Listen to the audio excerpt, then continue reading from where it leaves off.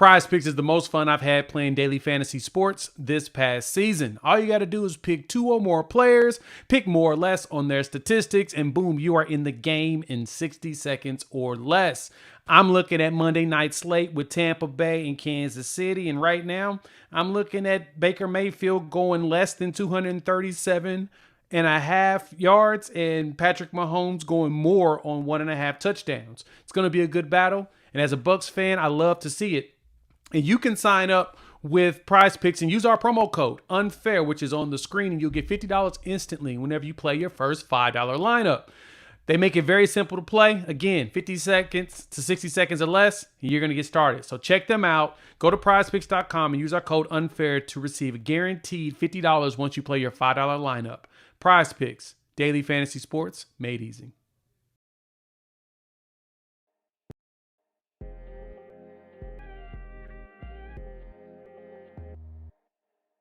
Can we keep the winning streak going? We're going to talk about that and more here on the Sooner or Later Sports Show. Thank you all for pulling up. That is Coop. I am Jay. Thanks for pulling up here on the YouTube channel and listening wherever podcasts are downloaded and listened to. While you're here, please wipe your feet. Like, subscribe, rate, review. Give us 5 stars. You don't think we deserve it? Let's go ahead and give us 5 anyway and gift it. So, Coop, we've got a fun episode today. We got a lot of good stuff to talk about. We're going to lead off with the conversation around the Missouri game this coming weekend as the odds makers decide to make us the favorites in the game.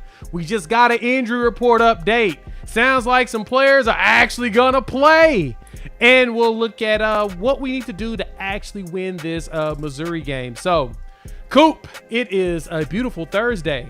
How you doing, my man? I feel like I'm doing good, Jay. It's been about 25, 30 straight days work-wise to where it's just you feel like you got zipped up in a punching bag. And man, it's getting towards the holiday season. Kind of feels good there, but I had a thought. Even though we've been through this entire season, here in a couple weeks we're not going to have any more Sooner football. Not gonna lie, it does feel like Mariah Carey's ruining everything for us. She has defrosted a little bit earlier than I wanted. Put her back on ice, but no, man. Otherwise, I'm pretty good, brother. I'm excited to be here with you, and neither of us are traveling, and that's good, I guess. Yeah, it's probably the best feeling in the world is I'm not traveling right now. It's like I'm tired today.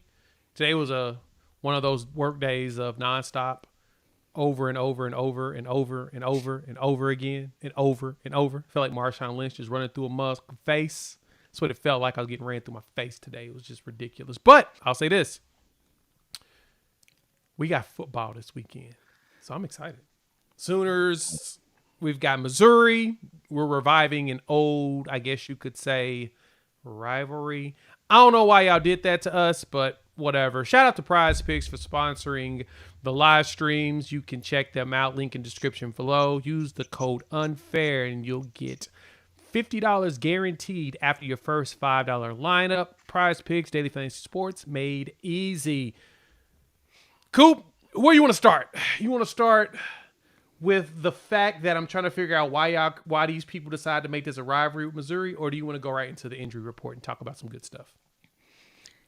Let's rekindle our Big 12 brethren. Trying to just, here's the thing is you need a little bit more story, more entangling of OU and Texas into some of these SEC folks.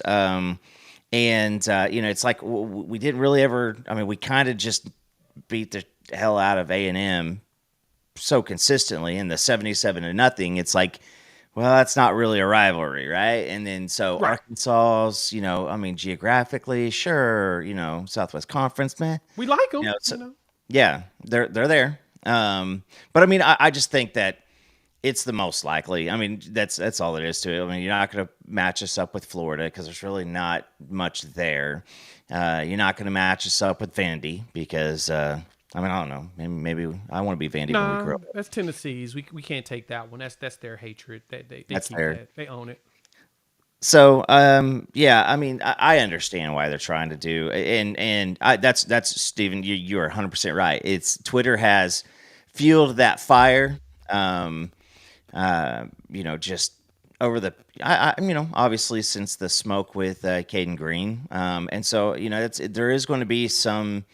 There's going to be this game is something that I think the coaching staff they knew where this was on the calendar. Yeah, it was one of those that was circled in preparation for it. But sure thing. I'll give that to everybody on the Twitterverse with the battles they had. But I'll say this, man, it's gonna be a fun one this weekend. As I mentioned before, the odds makers have flipped it around. When I looked at the latest line, it's been circling in between 2.5 and 3. And I guess we should jump into these availabilities because when I looked at it, Brady Cook, Nate Noel are both looking at questionable right now for Missouri. And I mean, if Brady Cook stays questionable, this is just a guy trying to gut it out, and just trying to make. I mean, I do not see him playing, and I think I brought it up on Sunday when I said, the year that I think we played Oklahoma State, and Mason Rudolph, could not even walk, and he gave it the old college try, but I think it was like 2 picks in the first 3 or 4 series, and they pulled him and put that big dude. Who was that big dude they had? He was like 6'5", 260. He just quarterback. Oh, what is their backup quarterback? Somebody will pop in here and say it, but dude could not shelf. He was big, and they kept bringing him in. He had a big arm, but he was a statue. I gotta look it up now. Now I'm very much curious. That was back in what, 15? Maybe so. Let me go look. 2015 Bedlam. We destroyed those boys. Baker Mayfield was quarterback, not J.W. Walsh. So it'd be 2016 Bedlam. Come on, somebody in here. I know it's our backup OSU quarterbacks. All right. Not 16 because Mason played that game.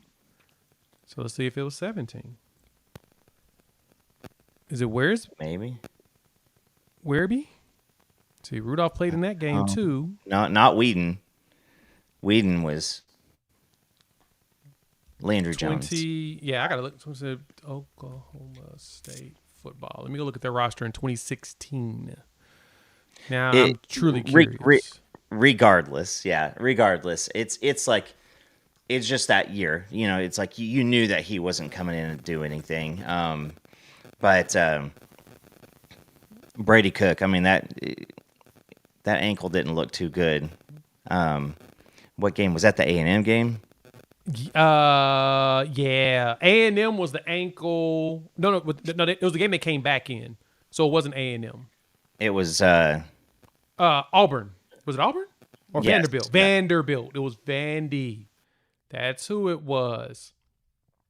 Because Vanderbilt had that game won, and they somehow just gave it back at the end, which hurt my feelings. It was either that or Auburn, one of the two. Let's look. Let me confirm for you. It was Auburn. My apologies. It was the Auburn game. Yeah, because Auburn was for Alabama. They came back. Auburn should have won the game. Cook's injury let them come back. And then Alabama, he hurt his hand, which I kept seeing on the interwebs. Everybody kept saying it's broken. Yeah. So, but, yeah. We'll see. But I don't think, if Drew Pine plays, Jay, you thought that our boy down there, Peyton Thorne, had the propensity to turn the ball over. Drew Pine believes that every bomb is going to be caught by his receiver. So that's true. It wasn't Taylor Cornelius, was it? Maybe so. I'm looking at him as a statue, and it doesn't look like he was a giant human being. He's 6'6", 232 pounds. I'll dig through here. it's going I'm to have curious. to. I'm actually very curious about this. So Mason Rudolph couldn't play. Yeah. J.W. Walsh. I don't think it was Walsh. I feel like it was Taylor Cornelius. I'll think about it. I digress. Yeah, It was Cornelius.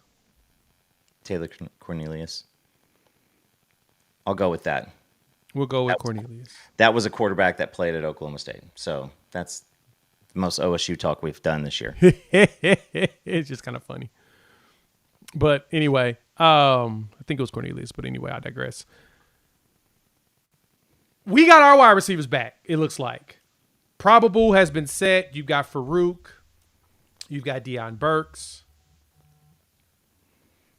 I don't know. Calling with the Cornell reference on a Thursday night. Sorry about that, CK. It was, it made sense. But no, Deion Burks, Jalil Farouk playing. Coop, how you feel about that? I mean, what's the Avengers quote? Don't give me hope. Listen, I think without those two guys, I was feeling like this might be a game that we could put together what we've kind of come up with up to this point, as far as like some offensive scheme, and go out and maybe score 17 to 21 points, and get something off of a turnover. And I think that their offense has not been as explosive this year as it was last year. That's just plain simple truth. What is Theo Weiss, the leading receiver, with like 508 yards or something like that? Like, this was supposed to be, outside of like production wise, this was like one of the top most returning offensive production. Now, that's with Noel coming from Appy State, right? One of the running backs transferred in from Appy State, one from Georgia State. So I think Nate Noel's the Georgia State running back. Okay. Well, regardless, you bring in two guys that are 5'9"ish, pretty small cats from lower seed football, and that Schrader. I'm sorry, Nate Noel is App State. You were right. Oh, okay. Bang. Oh, bang. Yeah. 5'10", 190 from Miami, Florida. So yeah, Nate Noel, but he's also on the questionable list. Goodness gracious. Well, I guess that. Do you take this offense that has struggled for most of the year and put them up against OU with a little bit of a, we're in a 1-game season from here on out. So like OU is going to throw everything at it, defensively and offensively. No, I totally agree. Drew Pine throwing the balls. I don't know if there's much to be fear. Drew Pine. Well, let's just be honest. One of the best, most methodic drives of the season was the opening game against Temple. And Farouk catches that bomb, and then they squeeze it in a couple of plays later. When you have receivers that, I don't know, they feel comfortable, running deep routes and run and goes. If you get a couple of these guys back and you start loosening up, the middle of the field, I think it's a good thing. There's nothing bad. Do I expect either of them to go for like 10 catches and 100 yards? No, but hell, 4 for 60 would be pretty dope. Just having a couple guys you can throw in there with the Brennan Thompson still. I still think that he's just busting his backside. He's running wide open a lot. You mix him and the Jordan kid, you throw those two guys in there, and Bauer Sharp's kind of catching himself. Maybe Caden Helms gets excited. All of a sudden, this offense kind of we start seeing something different. I think we're going to see a pulse out of the offense against Missouri. Missouri's down pretty good lick of people, defensive line.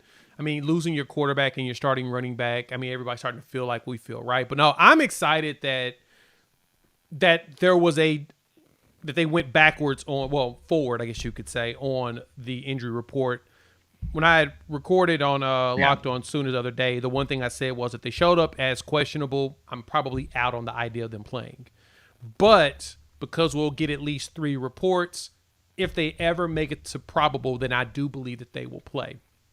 Now that they're probable, I am in the camp of we're going to see both of them. Now, granted, I still feel like most of you do until they actually get on the field and take a snap. Then I don't believe that they actually exist this season just because we've been dealing with so much snake bitten setback. But if they both remain probable or they come off the list by Friday or Saturday morning, granted, we know they're going to travel with the team. I think they're good. I did see that Javonte Barnes, it was mentioned in here, Barnes is still showing up as questionable. Yeah. For the uninitiated, he did get injured against Maine. He just went back in the game, which I thought that was kind of interesting. And he still finished with over 200 yards rushing. I'm wondering, and Topher mentioned in here, it sounds like swelling in the ankle. So, ice it down. Prayfully that my man comes back healthy, but you know what? I'll take Taylor Tatum and Xavier Robinson. Wouldn't that be a fun backfield? I'm just going to be strictly honest with you, Jay. I'm a little freaked out that the protection stuff would become an issue. Unless you can run a lot of the 2-back set and then just run some play action out of that. I was listening to Gabe for past couple of episodes. He keeps bringing up like we're running a lot of play action, like power boot, action, but we're not running outside zone. I think that you're going to have to maybe have some faith in the unproven offensive line this week because you need to throw up. Listen, we talked about it on Sunday is of the top 15 defenses, in the SEC or whatever, like we've already played the top guys as far as like rushing goes, best defensive line, stuff like that. Missouri has a good defensive line, but Missouri, Alabama, and LSU, I think, are giving up. They're towards the bottom third. They're in the bottom third of the SEC as far as yards per game given up rushing, and I think that this is really, really, really going to be a game to where we need to go out and establish some kind of a pulse on with running game because if you don't, now you're putting everything right back on Jackson on the road. Do we want to do that? Do you want to put so much on these receivers, so early? That's the good thing. That's a good thing that you could say about Farouk is Farouk knows the damn playbook, front to back. Yeah, he does. He's a very, very, very, very, very, very experienced guy. So that's good because now that he's going to be running the right depths on his routes, hopefully, and where he's going to be. Jackson maybe take some. You take somebody else like a Farouk or a Burks and put them in. It's going to really free up Brendan Thompson because now that safety can't really cheat too far back. And Brandon Thompson still runs wide open sometimes. So now I'm rambling though, but I think that Jay, this is the wide receivers coming back. Everybody's going to think, oh, now we can go out and toss the ball around. I really think that if you sat down the coaching staff, they would probably say, I don't want Jackson throwing more than 21 to 23 times this game. We want to establish the run. We want to get that going. And they want to experience a lot of that rushing success they did. I know it was against Maine, but they want to see that again. And that's what we need. We need to establish the run. Run games travel, so do defenses. And having a run game that gains enough yards to eat clock, that's how Vanderbilt's been beating people. They've been eating the heck out of the clock and just moving the ball. We've got to move the ball.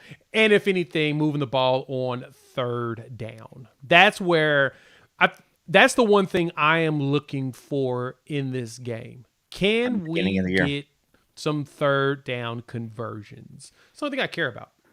We get third down conversions, we're winning this game. Missouri, unfortunately for them, is in shambles with these injuries. If Cook, I put it this way, Cook plays, he's going to get hit probably a couple times and come right back out. Yeah. He's not going to last.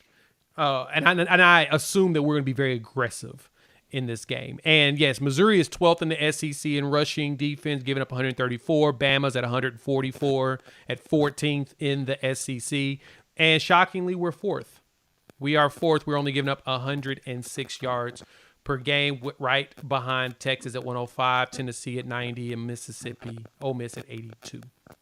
And we were actually able to run on Ole Miss. But then that gets to the next question, Coop.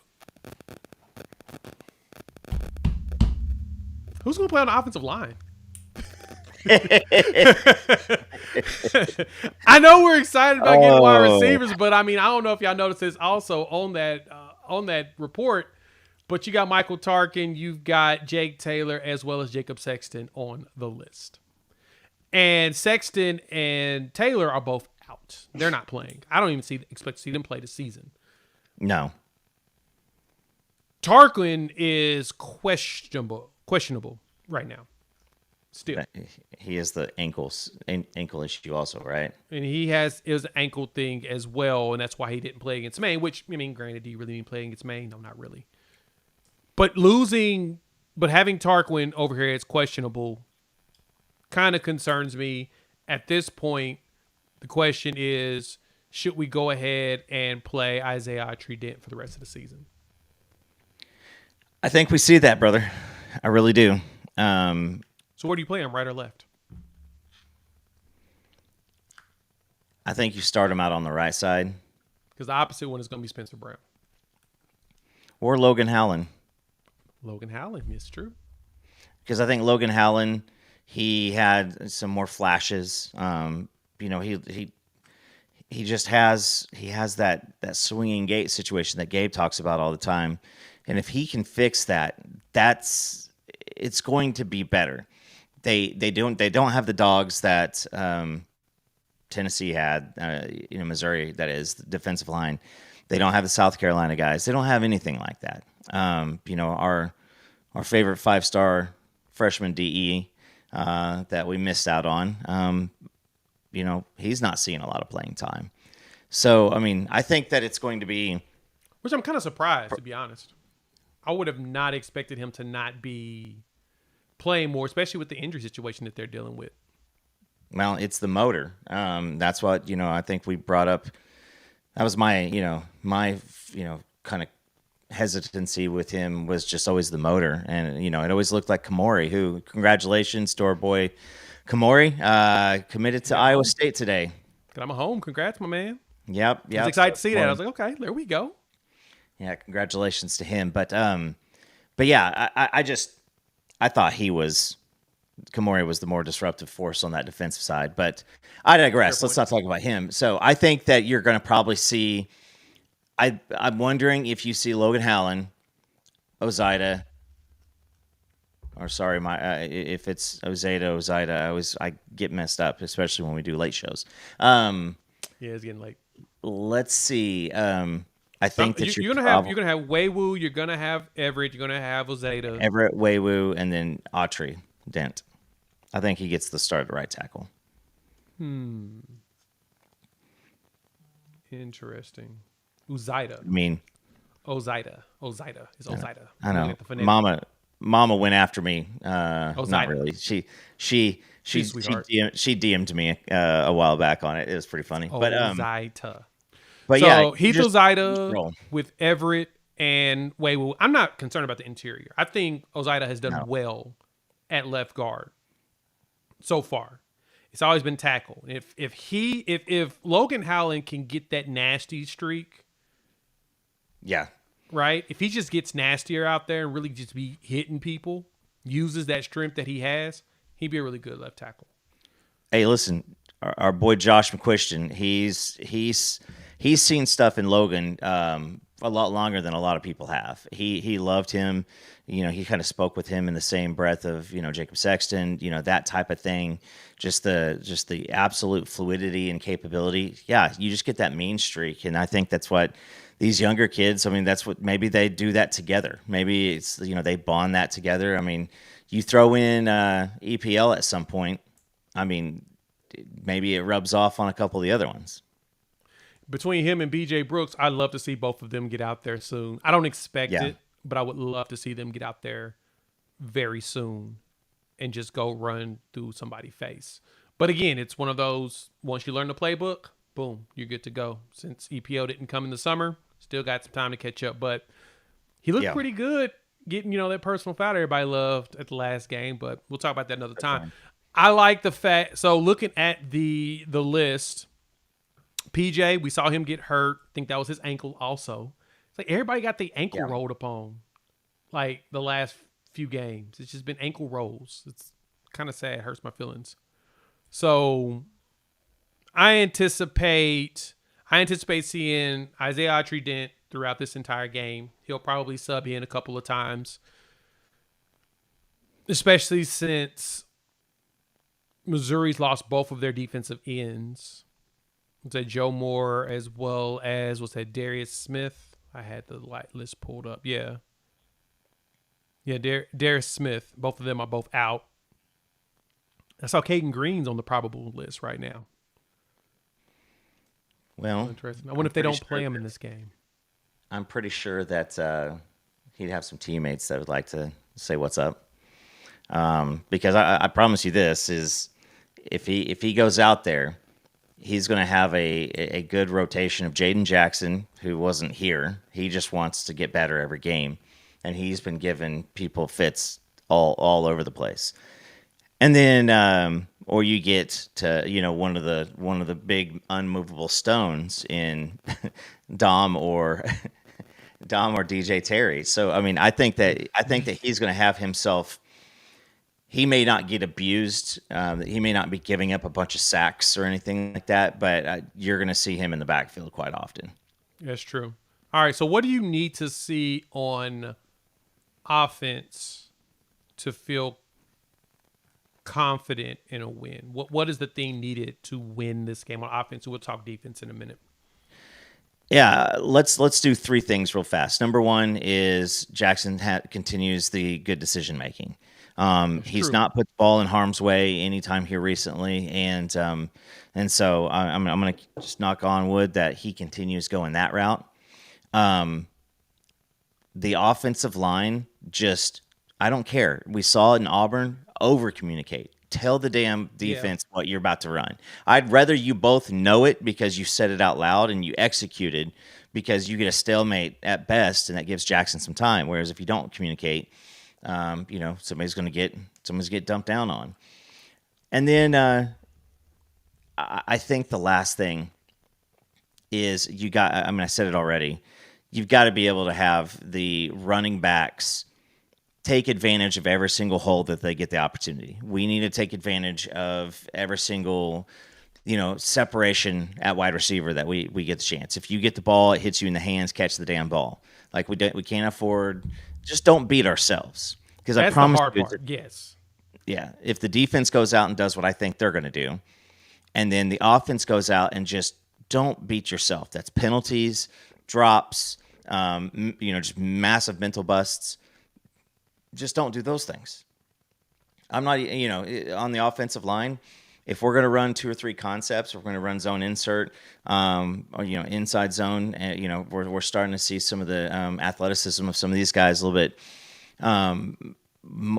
These are the more athletic kids. I mean, that's what's going to happen. Is you're going to, as we get further and further away. I mean, these are guys that Bill Bedenbaugh saw and felt good about. So we're going to see some of the GC counter again, and that's exciting. But I think the outside zone is really going to be something that I want to see more than I can express myself. Yeah, you get that going. It's maybe that's 4 things, but get the running game going, but just don't beat yourself. I think for me, what's most important is no turnovers. Yeah. You're keeping the ball in hand. I'm all about the run game still. I said it before. I've said it on numerous times. Run Very games much. travel. Just go run it down their throat. Go muscle them. Show them that you're tougher. That's the thing I've missed that we haven't had really this season, is just going out there pushing dudes around. Just go push them around, right? Exert your dominance. We can do that. Do that, especially with them, missing, key offensive players. They're going to rely heavy on their defense. And we've seen, who was that? Boston College was running all over him. Vanderbilt was running all over him. We can get that going too. I mean, Jackson Arnold's got wheels. He knows how to find holes. We can do that. And then if you end up playing Taylor Tatum with Xavier Robinson, or you put Caleb Hicks out there and get him some run. I don't know, make a Megwa. If he looks like he's healthy enough and you get him out there, just go run it down their throat. That's critical. Run it down their throat, minimize the turnovers. I agree with you, Topher. Get the run game going, minimize turnovers. And then the one thing you did say, Coop, I want to see the space with the wide receivers. Yeah. With Farouk and Burks coming back, you should see much better spacing. With that, the young guys should be able to see what you're supposed to do in game in order to get open. Keep moving. Very much. Don't stop. Don't slow down. Keep that going. That's going to be important. All right, let's talk defense. But first, word from the sponsors. Talk about Prize Picks real quick. It's been the most fun I've had playing daily fantasy sports this football season, y'all. It's easy. All you got to do is take 2 or more players, pick more or less on their stats, and then boom, within 60 seconds or less, you are playing. And they offer their weekly promotions. Taco Tuesday is the one I like the most, just because 1 is tacos and I love tacos. 2, you get a discount up to 25% on player projections, which gives you a little bit of an edge and more value. And now with hoop season starting, you can take advantage of all that. So go check them out. Prize Picks. Go to prizepicks.com. Use our code UNFAIR to receive a guaranteed $50 when you play your first $5 lineup. Prize Picks, daily fantasy sports, made easy. And so, Coop, defense-wise, I'm wondering,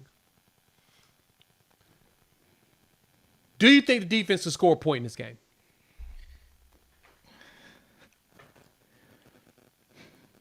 Right. Here, yeah, like, do they have the capability? Yes. Like, are they going to get the opportunity? Yes.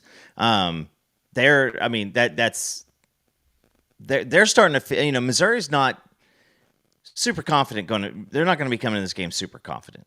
Not they normally were. I think they've been all season. They've been super confident up until like now. Yeah. And so how does that play out from the standpoint on how does I always want to say Pinkel, but Drinkwitz. How does Drink call this, want this game called? Because me personally, Jay, I would say, here's the thing. We're going to go out. We're going to be super methodical on offense. If we don't get it, that's okay. We're going to get opportunity after opportunity after opportunity, and we don't have to score 35. All we got to do out here is go out. Like, if you allow them to get into that mode to where they are dinking and dunking and seeing success, the tight end has kicked our ass a couple weeks in a row.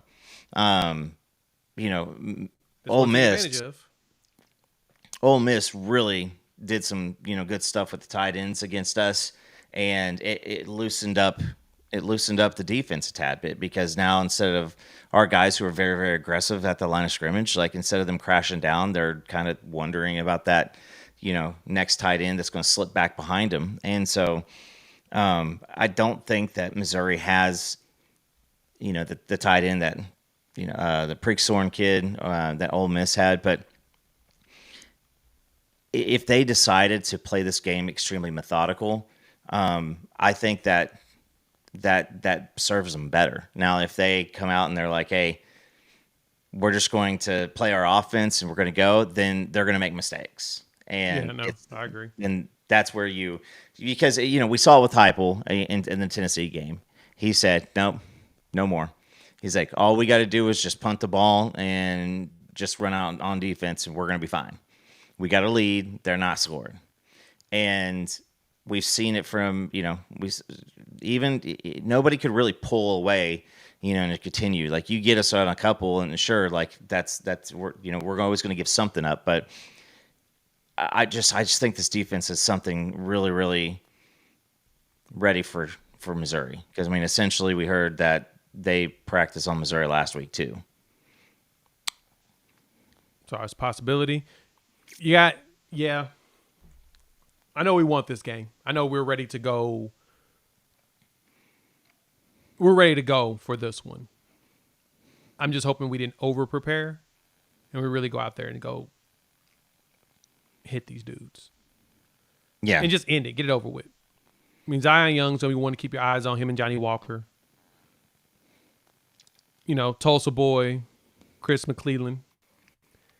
You got to make sure you watch out for him. He's got 3 sacks this season so far, so he's been doing decent. Like I said, their run game defense has been But on our side, on the defensive side, I really want us to get at least 4 sacks in this game.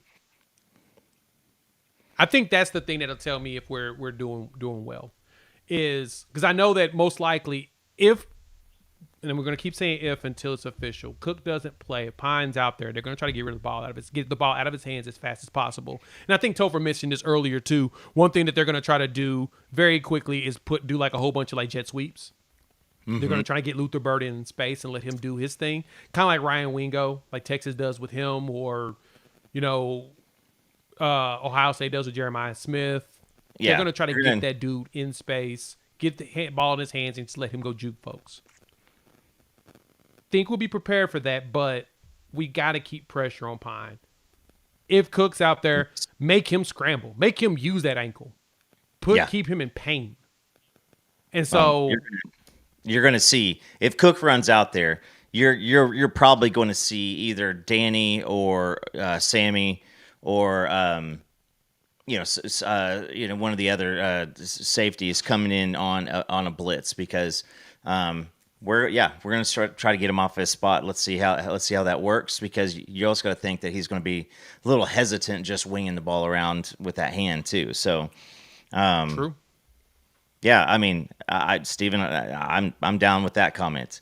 You just line up Eli Bowen right on the other side of Burden and just say, go get it. Because I think that whether it's Dez or whether it's Jacoby Johnson or Kanai, I mean, Theo Weiss isn't going to burn you. He's not a speed, merchant like he was kind of coming out of high school. He's a good possession receiver, and then they have the other guy. This is a Mookie Cooper. He's doubtful. I think he's out. All right, so then you're probably going to see a world where he's doubtful right now. Okay, if the game stays close, you're going to see a world where Luther Burden probably touches the ball in excess of 12 times. That's a pretty good. Now if we were to cause some chaos and the offense comes out with a pulse and we get up by a couple scores, that might be a game to where he just comes and is a decoy on some of the routes. Yeah, that's true. That's a good point. They're gonna have to get the ball. They're gonna spend most of the time with the ball in Luther Burton's hands. Even Theo Weiss, as good as he is, they're gonna have to find a way to keep the ball in Burton's hands at all times.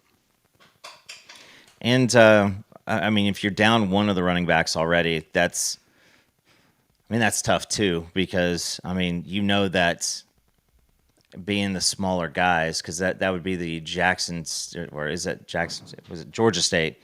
They're the cats from Georgia State, and I don't think that he's a 35 carry back, or I don't think that he can hold that up. So now who else are we going to be bringing in?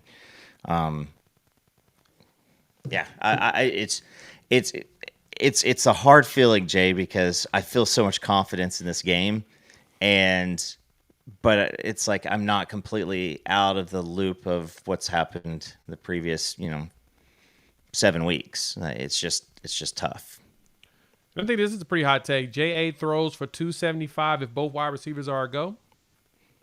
Keaton, you might be right. That may be that's a pretty spicy one. I still got to see what the offensive line does. Yeah, and just don't make the same mistake over and over again. Like that's pretty much it. Is don't make the same mistake. Gabe said that was it the Ole Miss game that gave them 10 sacks, but really 4 of them were on like quarterback scrambles, where it's tackle for loss. Yeah. So like that sounds a little bit more palatable, even though 9 sacks the week before. But it's can it get worse? I don't think it can. Can it? I don't think so. So I mean, you just hope that Jackson can. If he's going to get hit a lot, then let's just hope to God that he can hold up. Yeah, that's going to be the question. It's how well is this young offensive line going to play in this game on the road? Oh yeah, Topher, thanks for saying that. Shout out to Jaden Jackson. Happy birthday, young man's Yes, happy today. birthday, Jaden. I was. Hopefully he gets a sack this weekend. I would Let's like get to two. see that. Let's get 2. Why the hell not? Yeah, I think we need to get at least 4 sacks though on the defensive side. I think that's good. And I'd like to get us back up above 10 tackles for loss. It's been a few weeks since we've been up there on the TFLs. That's true. Turnover wise too. Yeah. Yeah, just reset. I mean, just reset the the line of scrimmage every single play. That's what you can do. This offensive line is not stellar, and that there's a couple holes, and you get them guessing on who's coming from where, like Brett Venables could do, or you get these guys executing some of these twists and these stunts. It could be a bad. You get Drew Pine moving around and speeding the game up for him, he will reward you. Yeah, we need more of those. Totally here for that. Let's get some interceptions. Let's get some interceptions thrown. He threw 3 against Alabama out of his 12 passes. 3 of them were picks. 6 of them were completed. And it's not like Alabama earned any of those. One of them, the guy just literally had under coverage, and it hit him right in the chest. Another one, he just threw it right down the middle of the field, threw it on the field side of a route on the sideline, and Alabama's guy was in better space than he was. So he's going to give you the opportunity. And no to Jonte Cook. Jonte Cook can go play at Texas State. Yeah, no, we're not going to do anything with Jonte Cook. I don't think we'll have any interest. That sounds like that was not a very good situation there. Steven got a good question here. What should Joe John Finley do this game to get an interview for a permanent OC job? Invent a time machine. That's pretty much it. I think he's coaching for something else in the future. Just not here. And but he still is the coach here, and I still would like to see a little winning streak at the end of the year here. I think that you got to show that this offense is getting better all 3 weeks that you've been the play caller. We've seen progression. Step 1. Yeah, that's step 1. You can't disappear for large chunks of the game. I think that's it. If the offense starts, really struggling, you can't do 3 straight 3-and-outs. Get better on third down. Show some improvement on third down, because third down has this might be the worst team I've ever seen on third down conversion. I don't know if there's another one out there. Even Iowa, they couldn't score, but even they could move the ball, 2 years ago. So yeah, that's it. Is I want to see the third down conversions. Just look like we had a plan. Just look like we got a damn plan. So I'd say if you want to guarantee him a interview opportunity, 500 yards of offense. That's really it. 500 yards of offense. He gets 500 yards of offense, then they're going to be like, all right, we'll let you, because he's going to interview regardless. But I think that's one to look at. Rex had a good one earlier. Top 2 OC candidates. I'll be honest, is one reason why I haven't talked much about the offensive coordinator job or who I really have on my list of people, because I need to see what jobs are going to be available. In today's game, everyone is chasing an offensive-minded coach. Even though most of your offensive-minded coaches do not win you national championships. Like right now, perfect example. Oregon they're undefeated right now. Yep. Oregon has a defensive-minded head coach in Dan Lanning. Kirby Smart, defensive-minded head coach, right? So a lot of your defensive-minded people are the ones that they grab an offensive coordinator, get him in for a couple of years, offensive coordinator leaves, and they switch it up. But you also got to look at, you need someone that's going to be able to handle the pace of your team. Like right now, Indiana's undefeated. Everybody's looking at Shanahan. I don't know if he leaves Signati. I don't think he leaves him. It just doesn't feel like he would leave. And the question is, what's the next job opening? Because there's always a possibility that he ends up getting a head coaching job based upon who gets axed over the next 2 weeks. But if I was to think of two based upon ones that match the pace of what we would want based upon the way our offense plays, I look at Joe Craddock down there at Tulane. Very good with time of possession, strong run game, passing game is also solid, but they figure out ways to get the offensive line going even if they're undersized. Tulane does pretty well with him. Joe's one to look at. Next one, I'm looking at the guys down there at Texas State. Probably Leftwich, the offensive coordinator. He's one I'm looking at. I'm not looking at Brennan Marion. Think he's a great coach. I don't know if that's going to make it in the SEC. You got to remember, gimmicky offenses do not last in the SEC for very long. Like at all. No. We've seen Kirby Smart. We've seen Nick Saban sniff all of that out, and a lot of those defensive minds are still in the SEC. Let's put it this way. Look at how Lane Kiffin and Josh Heupel have been playing this season. Besides how Lane did last week against Arkansas, that was their first game over 25 first game over 30 points in the SEC this season. Sorry, couldn't get it out. But in non-conference, they blast everybody. Mm-hmm. In conference, there's struggles. LSU doesn't have a very good defense. That's the reason why their scores are always so high. We've seen that with everybody they played. But SEC sniffs that stuff out. If you're building your offense to face a team like Georgia, you don't want to go in there in a gimmick. No. They will sniff you out quickly. Really what it is what made Mike Leach's offense great. Well, it was revolutionary, and it's changed a lot of stuff. But those offenses and speed D, we all remember that.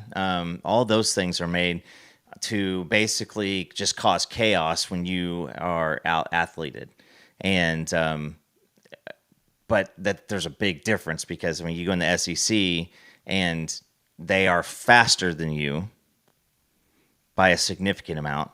And so I just don't see it. I don't see the go-go offense being something that, I to be honest with you, I don't know if Brent Venables cares too much for that.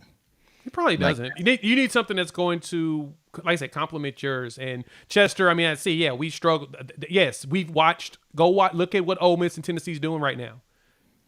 Josh Heupel's an offensive genius, struggling getting the points that they normally would get. Is that what you want to? So you can continue to complain? No, I don't. Yeah. I'm trying to get something we can put up. I'm trying to get something that's going to give us time of possession and defense. That's two things I'm looking at. And T, you make a good point. Money talks. That's why I said head coaching job. That's why I didn't say OC job. Probably going to get a head coaching job. Most of those dudes get head coaching job opportunities. And I heard that there's already people circling Shanahan for a head coaching job. Yeah. Somebody will take that pretty quickly, especially, man, you just got to think about it. Will he end up in the SEC? I don't know. I think that he'll probably recycle in the Big Ten, so that might be a situation where he can get himself, you never know what's going to happen at Michigan. So, because does the NCAA want to try to flex, or do they just kind of let stuff go naturally? Right. But I think Craddock is probably one of the highest on the list. I've seen a few articles talking about that. And with Craddock, he has ties to BV. He worked at Clemson. Yeah. Right. Just like Zach Alley had ties to BV because he worked with him at Clemson. So there's a connection there. And like I said, again, his offense is very well paced, and he can put up big numbers if you need to. It's just hard, man. Like I said, my struggle with the ranking of OCs and candidates is I like to be as realistic as possible, while the reality of all of this is that when head coaching jobs open, they always go for offensive guys as first. That's who they always go for. Like, it's rare to see the situation where Dan Lanning gets that job. That's why Dan Lanning's one of like 5 defensive guys. Fran Brown got the job at Syracuse because Syracuse said, screw it, we need to just figure out something new. And so they went and got the DB coach from Georgia. You see what I mean? So it's tough. Saban was a defensive guy, Kirby defensive guy, BV defensive guy. So that's where this is going to be tough for BV, because going for offensive coordinators, you're not going to keep anybody longer than 2 years, especially if they're successful. If you get the offensive coordinator that all the fans want, all the fans are excited about, you're not going to have longer than 2 years. So you're going to be doing this exact same cycle again. That's what we got to prepare ourselves for. We're going to be doing this again, and then again, and then again, and then again. Yeah. And then again. Well, it's whatever happens, we said it, pretty significantly. Do the process the appropriate way, right? Let's make the process happen. You need a quarterback coach who is going to be able to develop a quarterback. That's extremely important, because you can't just hope that them running the offense over and over and over again is going to make them a better quarterback, because there's a lot more to it than that. So yeah, we'll get Jeff Love back. Why would Levy leave a head coaching job to come back? Just serious question, Corey. Can you elaborate on that? Why would he leave a head coaching job to come back? Because he's only in his first year, and every coach gets at least 3 years. I could see Levy coming back if he gets fired in 3 years. But I'm talking about today. Who's leaving a head coaching job to come be an offensive coordinator? That's in there, especially an SEC head coach. They're not going nowhere. Chester, you're asking about Malzone. Malzone's head coach at UCF, and he just fired his DC, so they gave him a vote of confidence. He's going to come back. I don't know if Dan Mullins wants to be an offensive coordinator, though. That name has been brought up a lot. I've heard it. But I wonder if he's going to end up getting a ACC head coaching job.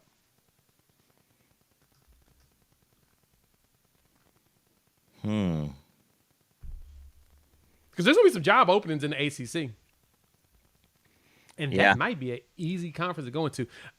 It's funny because it's funny to think about. Like, I think about like the Mike Norvell situation and how awful Florida State is. If Florida State could afford to get rid of him, he would be one of the hot offensive coordinators in college football. Yeah. Because he did some magic at Memphis. And he did magic at Florida State his first couple of years. Yeah, Dan Mullen at North Carolina. There you go. I can see Mac Brown getting fired. Not Jones. Mac Jones is in Jacksonville as a backup to Trevor Lawrence.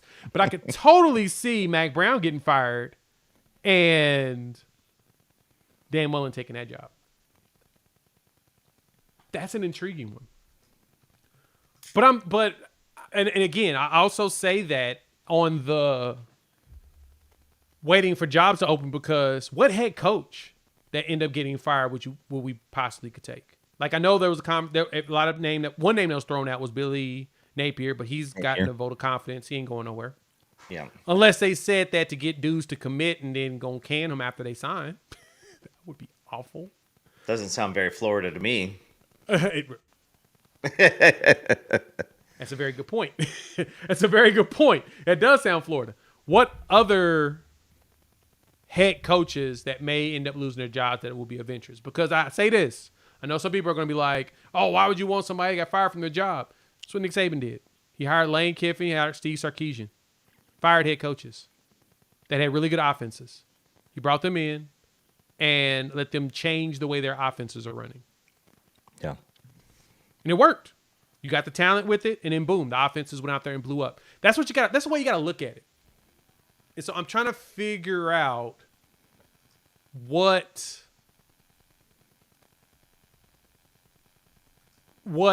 head coach could be someone to consider. That's what I'm wondering about. I don't. He's in the NFL with the Seattle Seahawks. They're doing actually really good right now. That's what Ryan Grubb is. Ryan Grubb's offensive coordinator of the Seattle Seahawks. He ain't going nowhere. He got the easy job. He ain't got to recruit. That's funny. That's a funny one, Corey. Mike McCarthy. Would you consider that, Coop? No. No. Has his offense been that bad that we just be like, nah, I'm good? I mean, you know what being the head coach of the Dallas Cowboys is like. I mean, it's just, yeah, you are, unable to do everything that you want to do because you got somebody up above you. Now, they're saying absolutely not. They're saying no, which is so funny. It's true. There's very few NFL coaches I would expect to would be willing to go down to college. Yeah, there's very few that I could name that would possibly do that. Yeah. He's like, once you get the taste of the NFL and you get that freedom, time off. But some of them do love it, though. I'm not going to lie. There's some people. I mean, heck, you see Bill O'Brien's back. He didn't went back and forth like 3 times. And he's not doing too bad at Boston College. I think it's funny. I think a lot of them would consider going to smaller schools where they know recruiting isn't as hectic as it is at the big schools. Cush job, make 7 figures, work. Yeah, no, it's, and again, there's a lot of coaches that want nothing to do. I mean, I think that Harbaugh was pretty much over the a lot, but the recruiting piece, and he was more than happy to go. Now, I don't think he had much of a choice because he'd probably be suspended.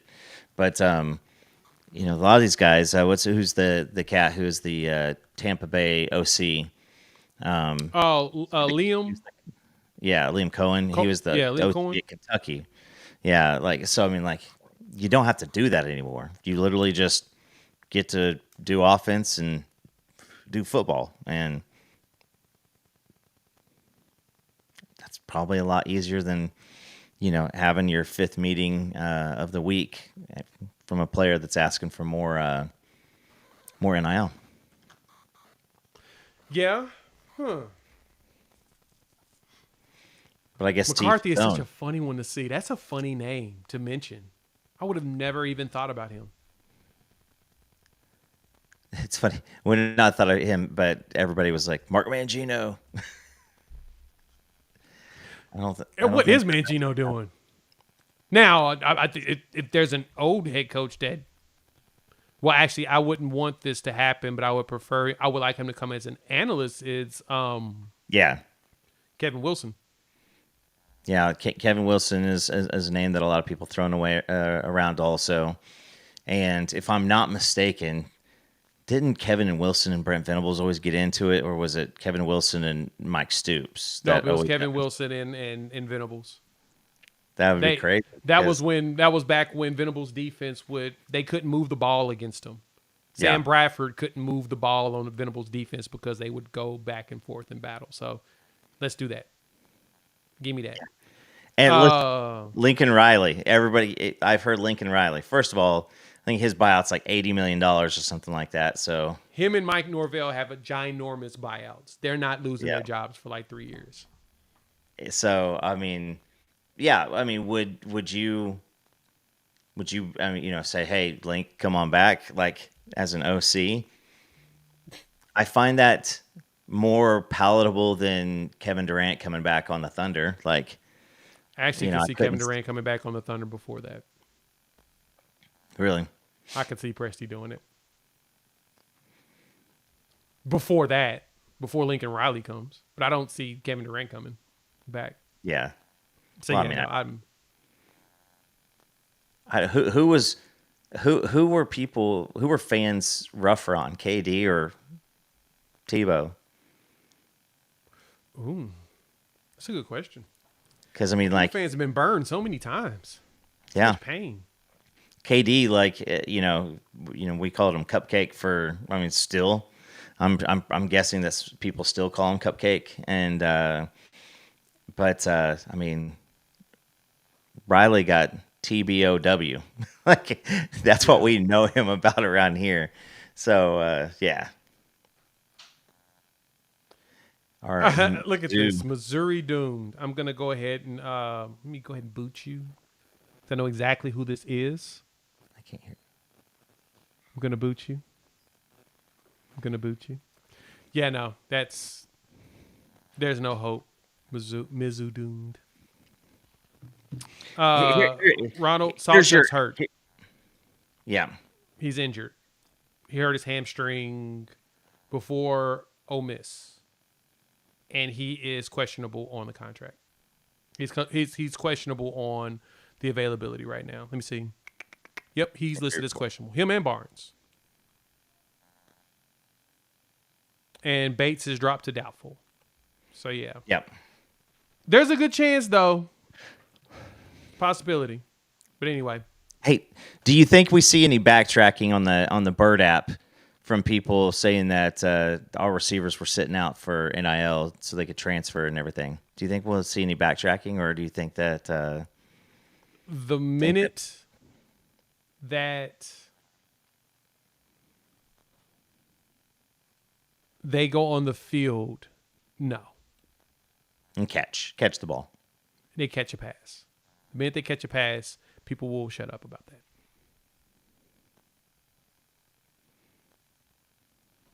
Yeah, it's you know what's crazy is, we forget that going into the season, we were trying to convince ourselves that the offensive line wasn't going to be so bad that it wouldn't hold us out from being a top 10 offense. And now, as we're like the hell that we've ridden through this entire year, now it's literally not even the starting offensive line. We're now on like our third string in some places and the second string. So go rewind 8, 9, 10 weeks, and if I just told you the offensive line is going to be worse than you imagine it to be, I don't think I could have imagined it any worse than I was kind of nervous about. But yeah, we achieved it. Yeah.